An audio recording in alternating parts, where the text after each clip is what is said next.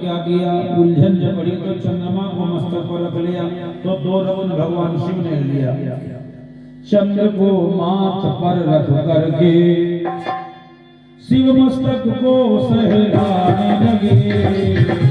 चंद्र को माथ पर रख करके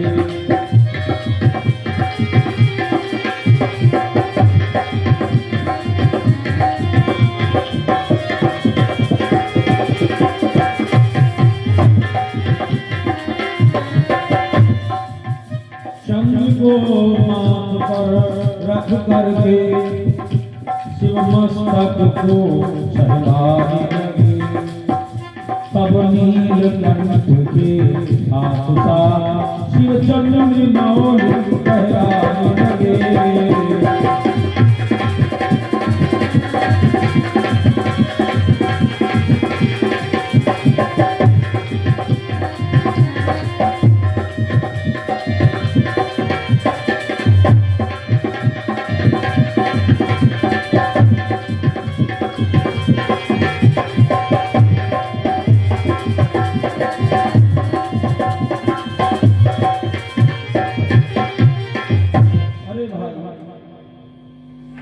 उसके बाद समुद्र से क्या निकला, फिर निकला अमृत। तो अमृत के कलश को लेकर के निशाचर भाग खड़े दौड़ दौड़ दौड़।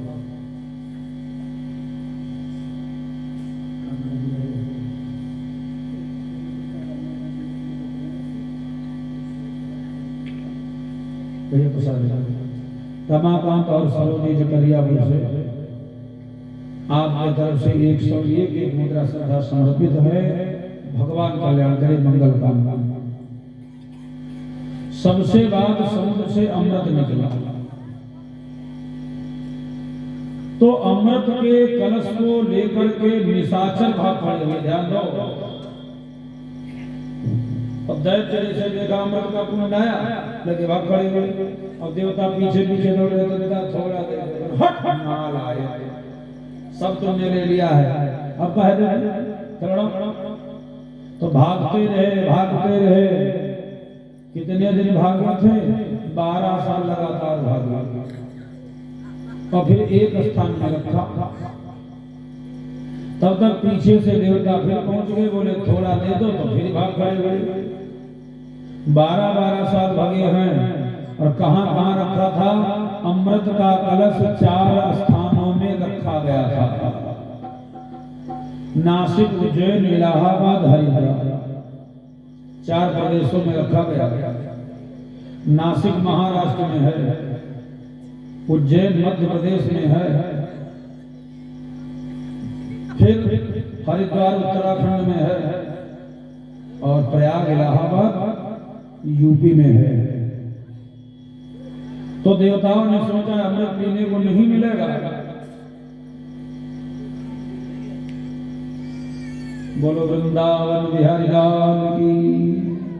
सोचा अमृत पीने को नहीं मिलेगा, तो देवताओं ने फिर भगवान किया, तुम लोग मोटरसाइकिल छोड़ दो, काहे स्टैंड खाई दी हो। भगवान ने साल समाजों को बैठे हो नहीं, तुम झुआ को बैठे हो, हलुआ को बैठे हो, अमरौली को बैठे हो, तुम चढ़ के इक्कीस में बैठे हो, तो समाज में कहाँ बैठे जाना। बोलो सच्चिदानंद भगवान की। हाँ भैया, 4 जगह जब अमृत का कलश रखा गया, 12 साल भागते थे, तो देवताओं ने निवेदन किया भगवान विष्णु जी से, समुद्र मथवाए दिया, निशाचरों की खिचमितारी कराई दिया, तो अब हम बायनाए रहे। तो जब बार-बार भगवान से प्रार्थना गाई गई, तो नारायण प्रकट हो गए। बोलिए सच्चिदानंद भगवान की। एकदम इतनी विकट आंधी आई कि बिल्कुल हाथ पसारे सूझे न, सब धुंध छाई गई, और एकदम लपालप। तो वो लपालप का देखा कोई सुंदर सुकुमारी कोमलांगी नारी सामने आ रही है, और ऐसी सुंदर नारी है कि धरती पर आज तक ऐसी कोई सुंदर नारी पैदा ही नहीं हुई। तो जौन देवता दानव देखा है, तो कहे हाय गजब कि भगवान है, नारायण जी हैं, केशव जी ने दोहा लिखा है, चार चतुष्पद चार खग चार फूल फल चार, तो केशव पिछली पूर्ण दिन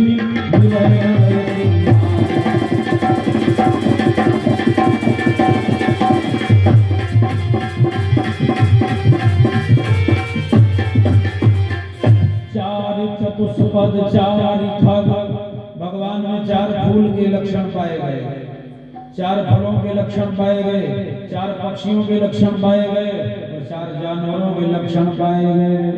ऐसा सुंदर शरीर है ढला, देखिए जरा गौर करें शब्द के माध्यम से कि गति गजराज जैसी,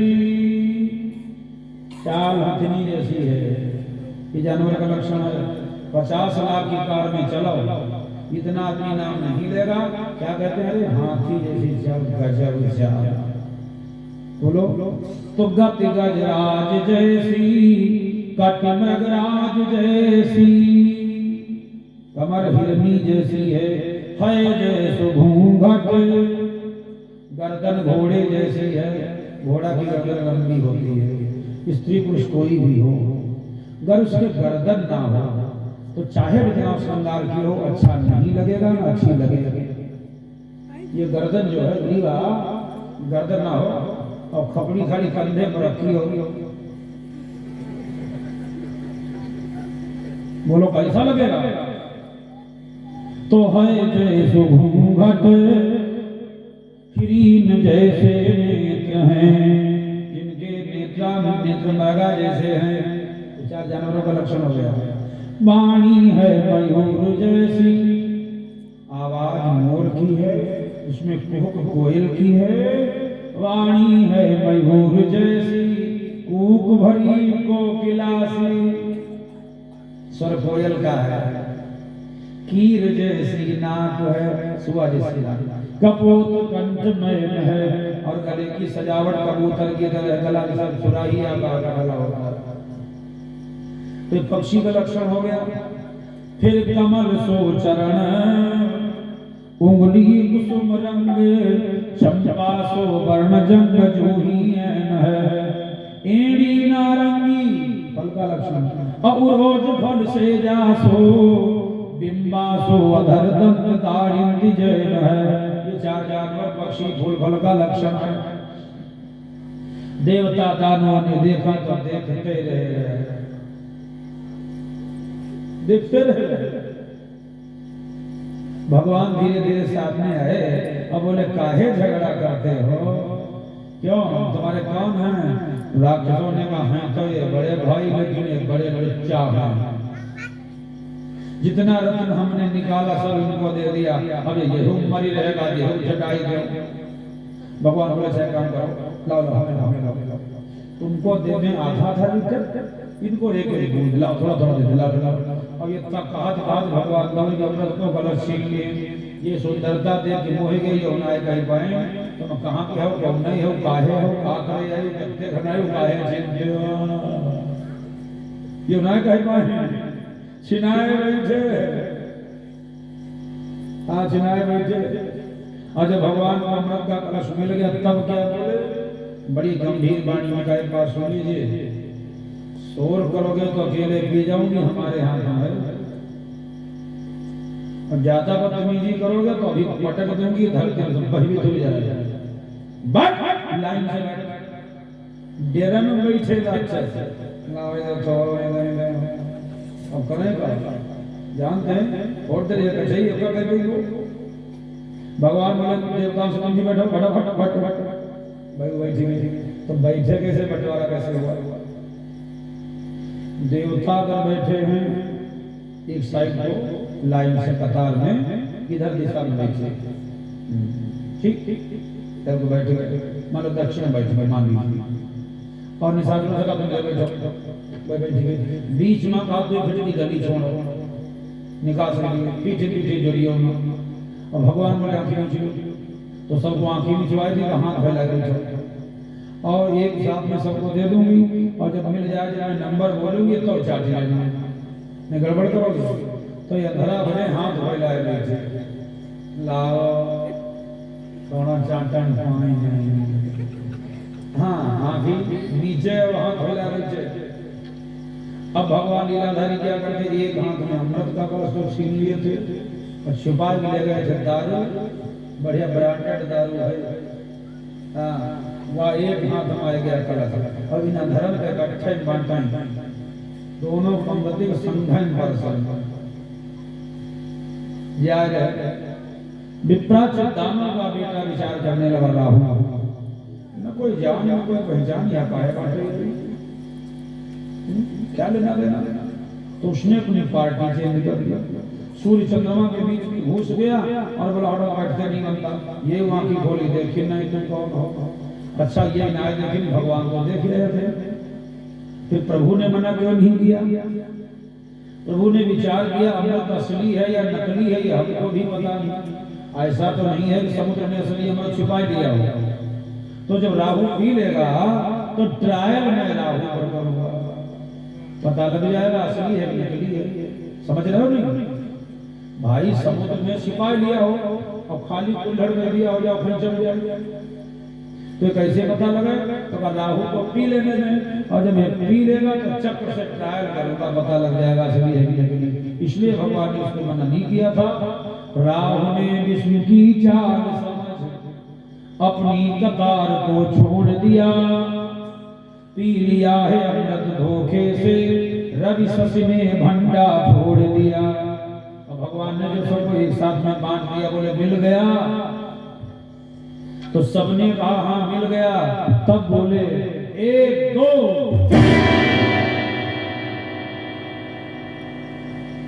एक ऐसा था चाटा, तो देवताओं ने पी लिया था अमृत, मुस्काए गज्जा बाबा। अच्छा ये जो राक्षस आंखें बीच आंख खोला ये भाई भाई में पहले खरीद है, तो आपको समझा लिया क्यों यार स्वाद हो सोए बदबू वहां। तो इधर राहु क्या बोला, अरे कहे यार दारू पीने से कर्म में जो होगा अमृत तो हम पिए। तब प्रभु ने उठाया चक्र, फट से सिर काट दिया, उसका सिर काट दिया। प्रविष्टासो मपिमपचर्याम चतुर्सुतः चक्रेण धुरधारेण जहारदाशिरः। भगवान ने उसका सिर उड़ा दिया। राहु बोला और आबादी बढ़े। तो प्रभु ने कहा असली है असली, और बोले अभी तक रत्न सब बट गए, चलो ठीक है। और देवता थे ग्रहों में 7, अब तुम भी जुड़ गए, 9 ग्रह हो गए। इस कथा को भी तुलसी बाबा ने लिखा है। जानी मन बंसरोगा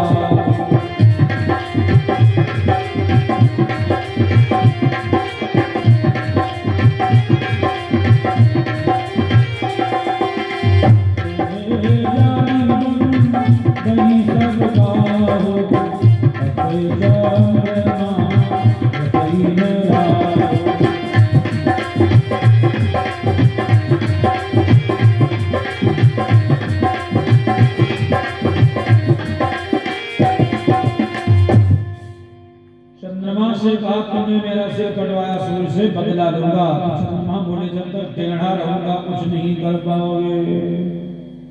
वक्त चंद्रमा का शैल राहु, इसलिए ग्रहण जब लगता है तो चंद्र ग्रहण पूर्णमासी को ही होता है। तो जब समुद्र का मंथन हुआ, अमृत का बंटवारा हो गया और निशाचरों का नशा उतर गया, तो वहीं पर निशाचरों ने देवताओं से झगड़ा शुरू कर दिया, मारे पीटे गए।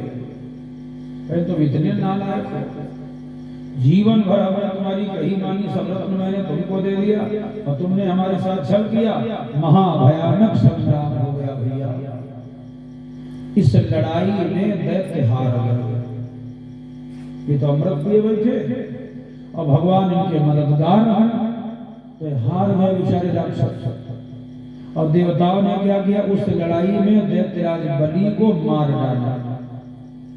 समुद्र के मंथन के समय निशाचरों का राजा बलि था। जब समुद्र मंथन हुआ था वो मारा गया और देवता मार के चले गए अपने धाम को। सब कटे बड़े हैं, किंतु दैत्य गुरु शुक्राचार्य जी को बर्दाश्त नहीं हुआ। वो आए और जोड़े लगे, बस ट्रीटमेंट शुरू हो गया। सबका सिर धड़े में मिलाया और पढ़ दी संजीवनी विद्या। सिर धर जोर दैत्य कर दीना, तो संजीवनी मंत्र पढ़ दीना।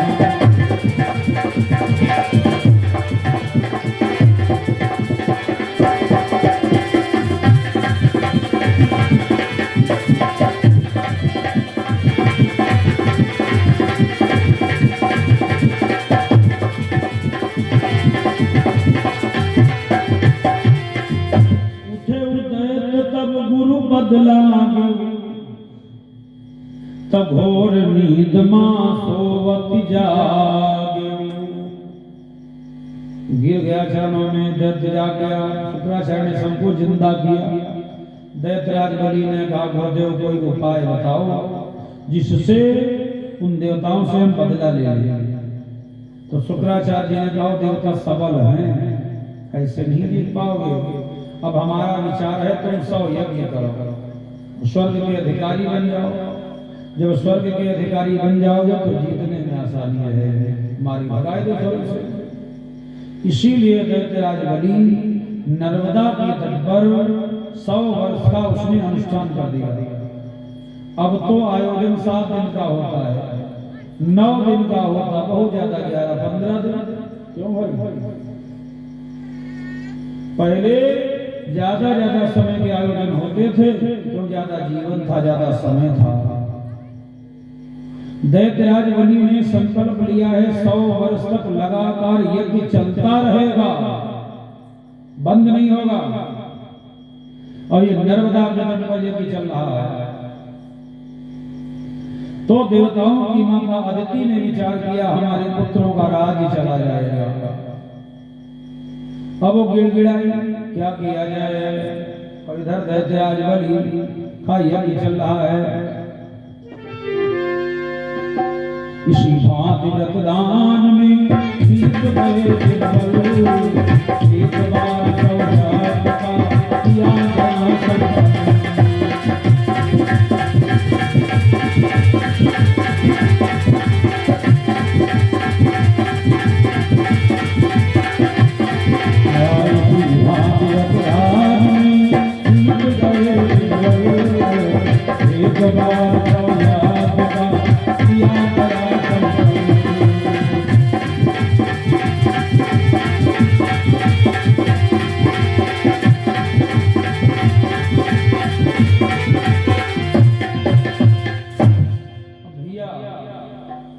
माता अदिति जब परेशान हो गई और कश्यप ऋषि जी से कहा, ये दैत्य अगर सबल हो जाएंगे तो हमारे पुत्रों का राज्य छिन जाएगा। महात्मा कश्यप जी ने कहा, तो तुम पयोव्रत करो। पयोव्रत किसे कहा जाता है? जिन देवियों के बेटा नहीं है उनको फाल्गुन मास के शुक्ल पक्ष परिवार से द्वादशी तक ये 12 दिन का व्रत करना चाहिए। और जब प्रदोष बीत जाए तो उपसंहार कर देना चाहिए। फिर लगातार साल भर प्रदोष रहना चाहिए, जिसमें अन्न नहीं खाया जाता, ब्रह्मचर्य में जीवन, भून में से भगवान नारायण का ध्यान, मीठा फलाहार, ये पयोव्रत है। दूध पी करके रह जाता है। माता अदिति ने शुरू कर दिया। तो भगवान ने एक दिन को स्वप्न दिया, माता चिंता न करो, मैं तुम्हारा बेटा बन करके आऊंगा, तुम्हारी वेदना को दूर कर दूंगा। समय आने पर माता अदिति के यहाँ भगवान का अवतार हो गया है। बोलिए सच्चिदानंद भगवान की। तो जब इनका अवतार हुआ था, जन्म हुआ था, तो इनका नाम रखा गया था उपेंद्र। लेकिन हमारे शरीर में ढील लो खाए, खूब इनका खवाओ जाए, बढ़िया बढ़िया मलाई मिठाई, यही भैया बढ़ाई मिटाई ना। धीरे धीरे 8-10 साल होएंगे, इनकी शरीर की डील डाउन सजावट बनावट रही है। सर्कस गौना देखे, पता नहीं सर्कस वाले गौना कहाँ पे घूम रहा। एक हमने कहा गौना का देखी जाते हैं, कने करोड़न कने यार ये तो गलत है हम अमित भाई के हो तो करोड़ खान मिल जाते हैं हम जिंदा रात में धंधा चलो करोड़ खान रुपया हम दे देते रोना बेकार में रोना बड़े कीमती ये कितने बड़े रहे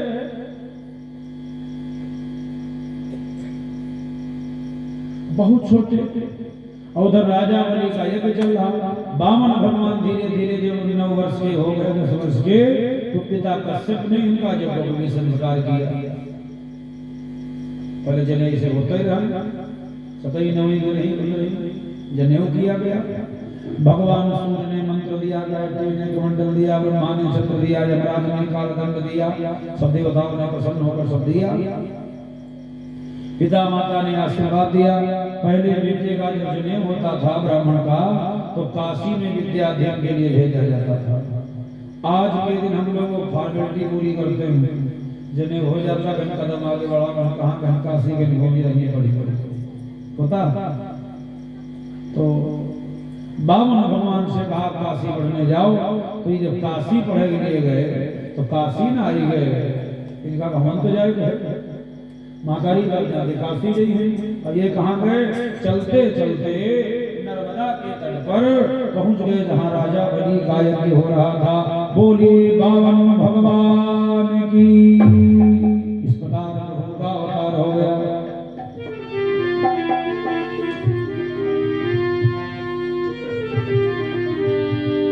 बलि नभ बहे रोचन का बेटा दैत्यों का राजा कहाँ।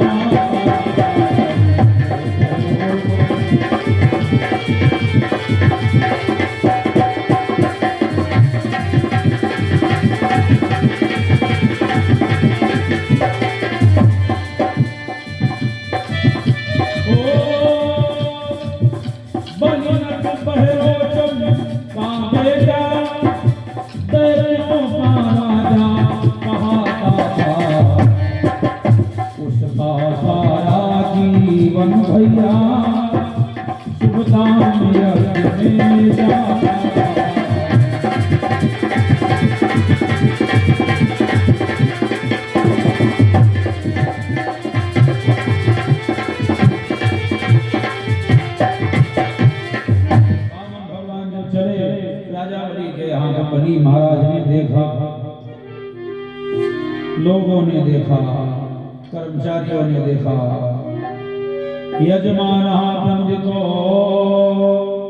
दर्शनीयं मनोरमं उपावनं तस्मासनं महारथ। सबने कहा देखा लगता है करोड़ों सूर्य के समान वो तेजवान है, बड़ी सुंदर आभा है, बड़ा तेजस्वी तपस्वी ब्राह्मण है, लोगों की निगाह नहीं ठहर रही। अब एक सूर्य को देख नहीं पाते हो, जब कस के धूप होती तो ऐसे देखा थे सूर्य कहीं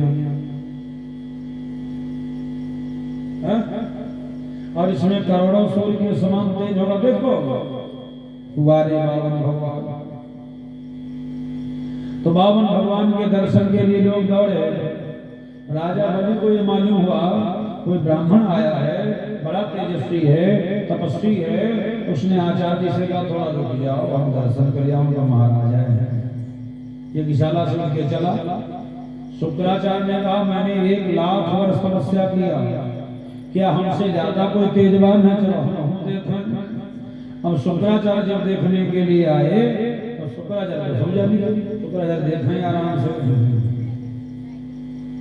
देखिए राजा बलि से भाई को जानते हो? जानते हो? बोले क्या लेना लेना। अरे कहा ये वही हैं जिन्होंने हिरणाक्षय को मारा है, तो धर के बहाना भूमि हरने को आए हैं।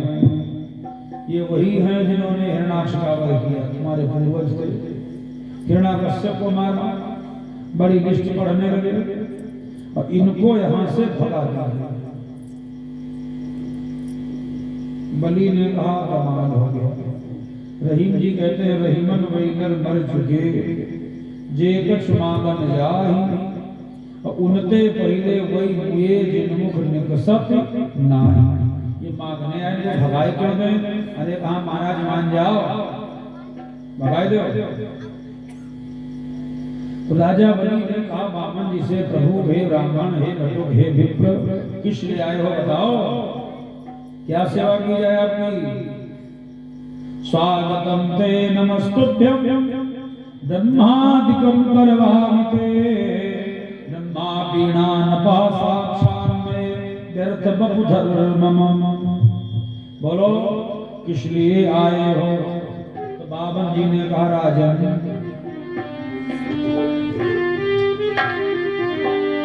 बामन बोले चाहिए नहीं तेरी धन दौलत भूमि रतन।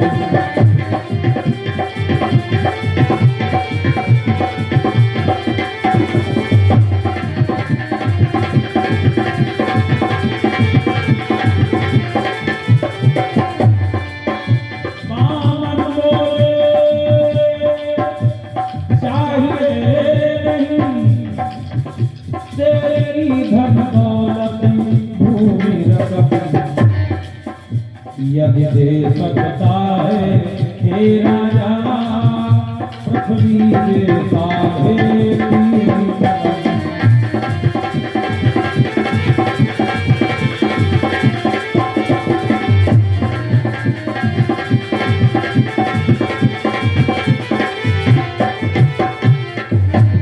बोले बामन चाहिए नहीं तेरी धन दौलत भूमि रकम, देना है तो 3.5 कदम पृथ्वी दे दो, 3 कदम का भी लेखा है। तो राजा बलि हंसने लगा, कमाल हो गया, ऐसा तुच्छ दान हमें देने में शर्म लगती है। अरे 100-200 बीघा मांग लो, 10-20 एकड़ मांग लो, 2-4 हजार स्क्वायर फीट ले लो, ये 3.5 कदम 3 कदम को क्या करेंगे? तो बामन जी ने कहा देखिए राजा, हमको खेती करवाना नहीं, धंधा करना नहीं, प्रॉपर्टी डीलर काम करना नहीं, कुछ नहीं करना है। हमको 3.5 कदम धरती पर उसकी आसनी बिछाए के बैठ के भजन करना है। तो बोला अच्छा ठीक है, नबुआ दूंगा। बामन भगवान बोले बगैर संकल्प का दान नहीं लेते हैं। तो राजा बलि ने अपने भाई से कहा जिसका नाम था जय, कहा जाओ जल ले आओ, संकल्प हो जाए। तो शुक्राचार्य जी समझा रहे हैं। अब ये शुक्राचार्य जी समझा रहे हैं और कह रहे हैं ये भैया दान ना दो। और शुक्राचार्य जी के हृदय में विचार आया है, बलिनत को अपनी धन मद का आगा पीछा न दिखाना।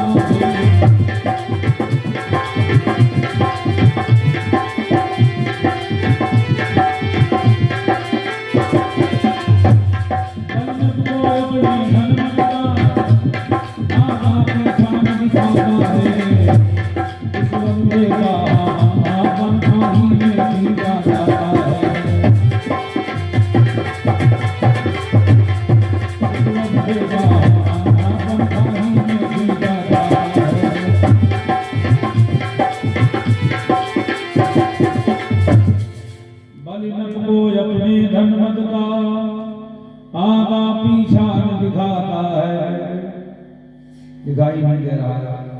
तो क्या किया जाए? और उसने कहा अपने भाई से क्या जल ले जाओ। तो भाई जब जल लेने के लिए चला तो शुक्राचार्य ने श्राप दे दिया, तो पत्थर हो जाओ। राजा बलि ने कहा हमारा भाई कहाँ मिलेगा? बामन भगवान को दान देने का मन था और तुमने श्राप दे दिया, पत्थर हो गया। तो शुक्राचार्य ने कहा जब हनुमान जी सीता की खोज में जाएंगे लंका की ओर, तो जब पैर रखेंगे तुम्हारा भाई पत्थर हो गया है, तब तेरा भाई पाताल में तुझे मिल जाएगा। जेहि गिरि चरण देहि हनुमंता, चले वो सोगा पाताल तुरंता। इसका भाई जेहि नाम का पत्थर हो गया था, पाताल चला गया, बलि को मिल गया।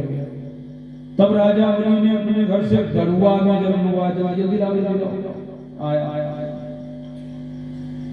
अब क्या करते हैं शुक्राचार्य जी, सोचा बाधा लगा देते, तो दान में जो बाधा लगाता है उसकी यही गति होती है। इस कथा से सिद्ध हो रहा है। अगर किसी को दान देने का मन है, अब आप बीच में अड़ंगा लगाए रहे हो तो जान ले फूट यहाँ खीले होती है, फूट नहीं। किसी को देने का अगर 20 रुपया मन हो तो 50 का हो जाए, और जो देखना जान लो फूट गई है।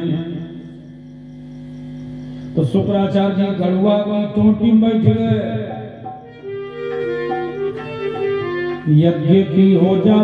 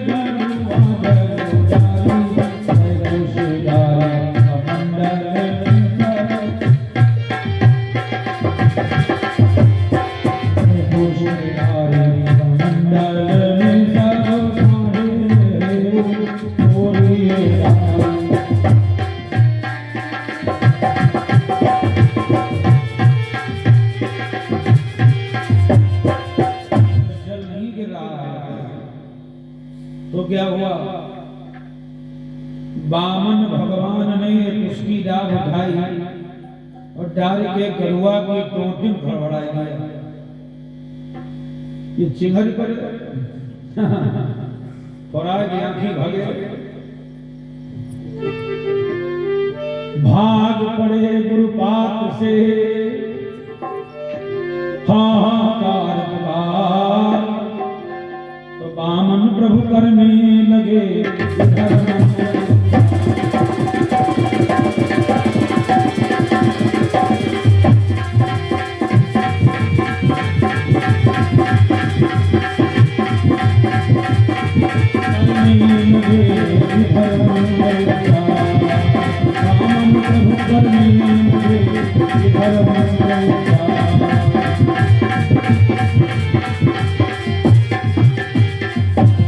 जब भाग पड़े गुरुपात से, खाओ लपूर से भागे। इधर संकल्प शुरू हो गया, स्वस्तिनाइन्द्रो बृहस्पतिः स्वस्तिना गुरुघा विश्ववेदा स्वस्तिना अरिष्टनेमि स्वस्तिनो बृहस्पतिर्दधातु। संकल्प हो गया। संकल्प के बाद में शुक्राचार्य जी के चेला ने कहा, राजा बनी ने, भगवान बैठ जाओ।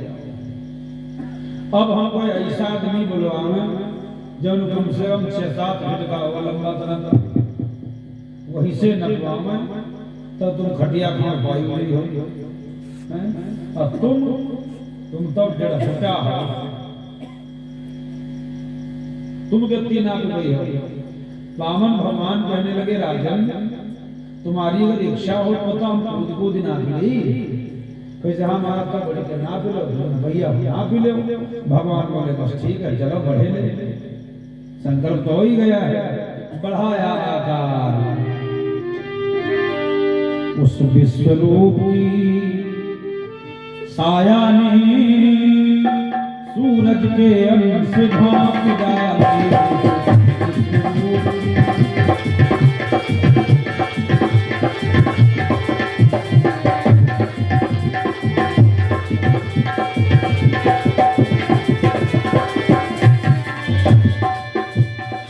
विश्वरूप की साया ने सूरज के अंश ढांक डाले।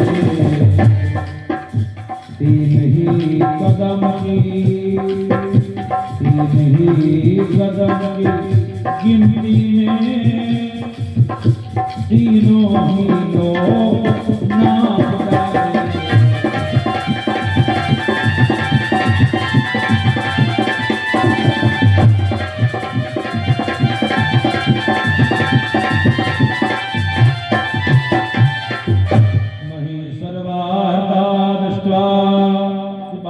व्यासा श्वास भर तो भगवान बढ़ने लगे, ऊंचे होने लगे। अब बलि ने देखा, कांपने लगा, ये क्या है, ये तो प्रभु हैं, बढ़ते जा रहे हैं। तो ब्रह्मा जी को लोक जब नापा है प्रभु ने और बढ़ाया ऊपर कदम, तो ब्रह्मलोक में पहुंच गए। ब्रह्मा जी ने कहा, वारे भाग फोकट मिल है वैभव फोकट, पट से कमंडल धो लिया।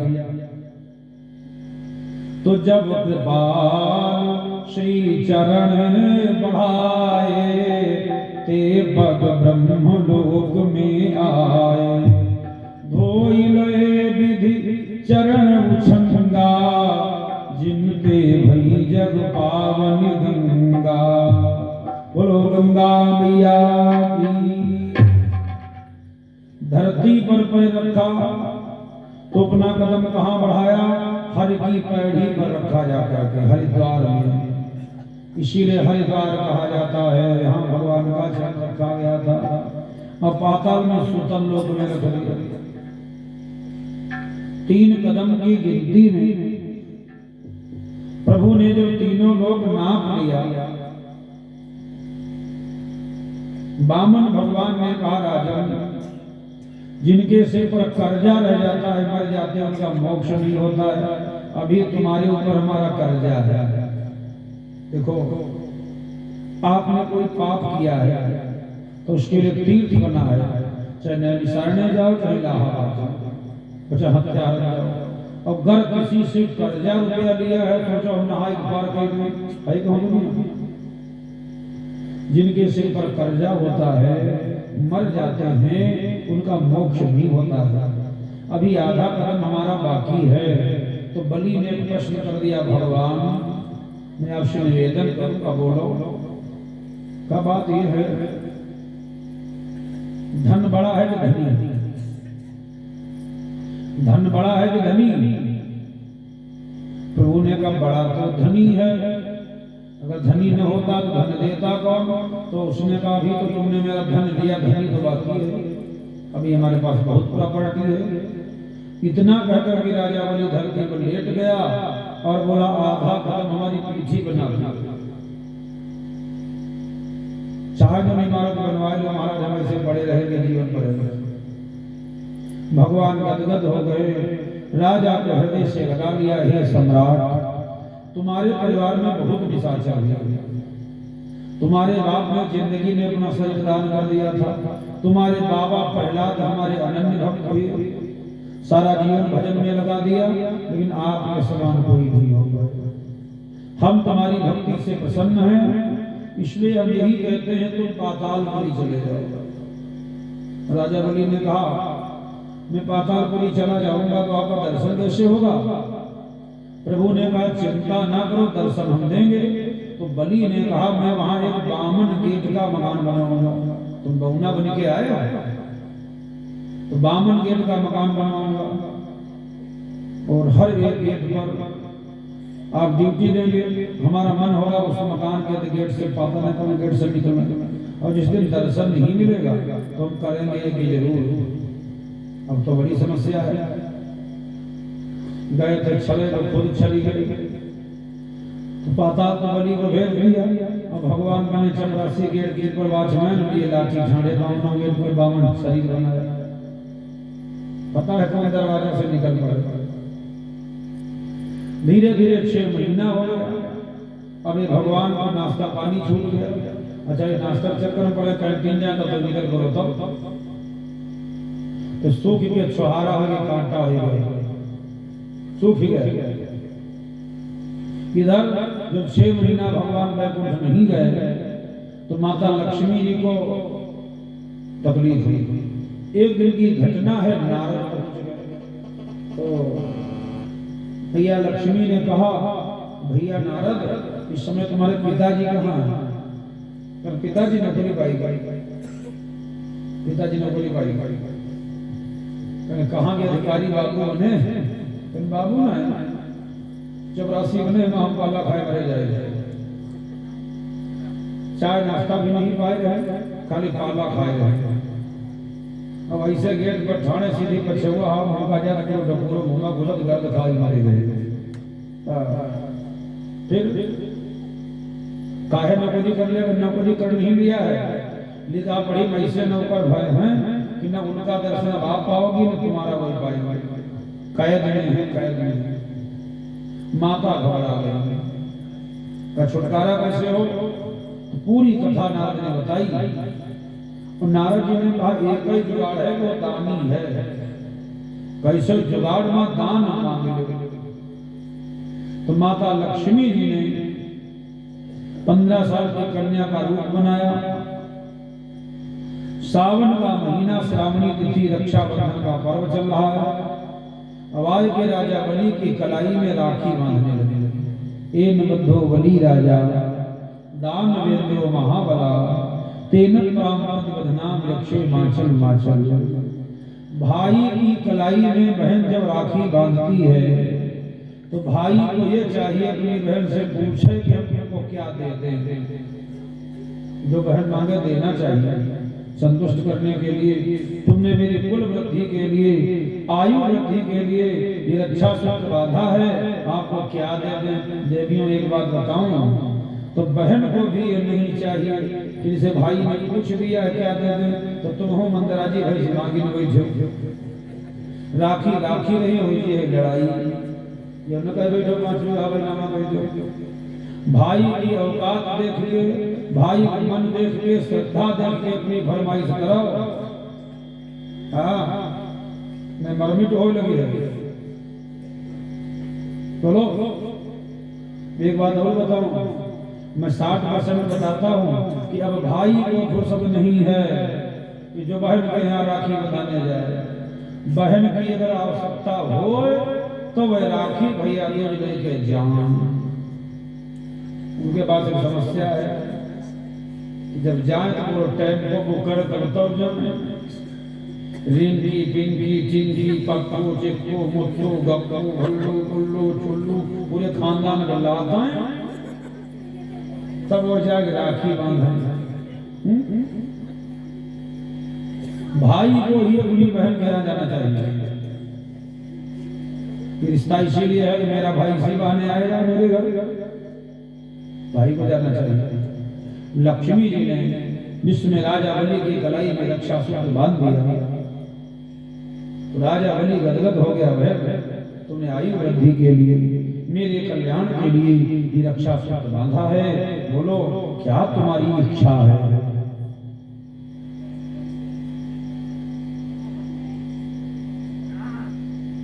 तभी देहो नजर दो चाहिए। बोलो सच्चिदानंद भगवान की। हाँ भैया, तो राजा ने कहा देना।